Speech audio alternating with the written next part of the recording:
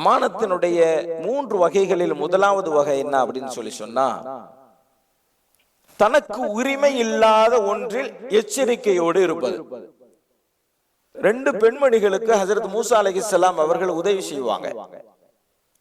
பிறகு அந்த பெண்மணிகள் தன்னுடைய தந்தையிடத்தில் தனக்கு உதவி செய்தவர் குறித்து சொல்லுவார்கள்.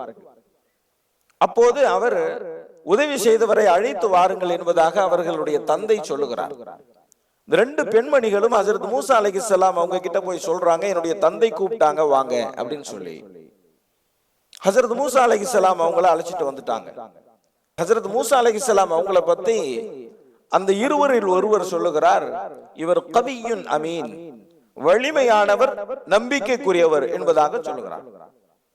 அப்போது அவர்கள் கேட்கிறார்கள், எதை வைத்து நீங்கள் கவியுன் அமீன் என்பதாக அவர்களை சொல்லுகிறீர்கள் என்பதாக கேட்கிறார்கள். அப்போது அந்த பெண்மணி சொல்லுகிறார்கள், பலரும் சேர்ந்து தூக்க முடியாத ஒரு பாறையை தனிநபராக தூக்கினார், எனவே அவரை வலிமையானவர் கவி என்பதாக நான் சொன்னேன்.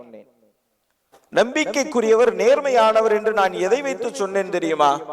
அவரை நான் அழைத்து வருகிற போது என்னிடத்தில் சொன்னார், என்னை பார்ப்பதை தவிர்ப்பதற்காக வேண்டி நான் முன்னால் சொல்கிறேன், நீங்கள் பின்னால் வாருங்கள், எந்த பக்கம் நான் திரும்பணுமோ அந்த பக்கம் ஒரு கல்லை எடுத்து போடுங்க, அந்த பக்கமா நான் திரும்பிக்கிறேன் அப்படின்னு சொல்லிட்டு வந்தாங்க. எனவே அவரை நான் அமீன் என்பதாக சொன்னேன் என்பதாக அவர்கள் விளக்கம் தருகிறார்.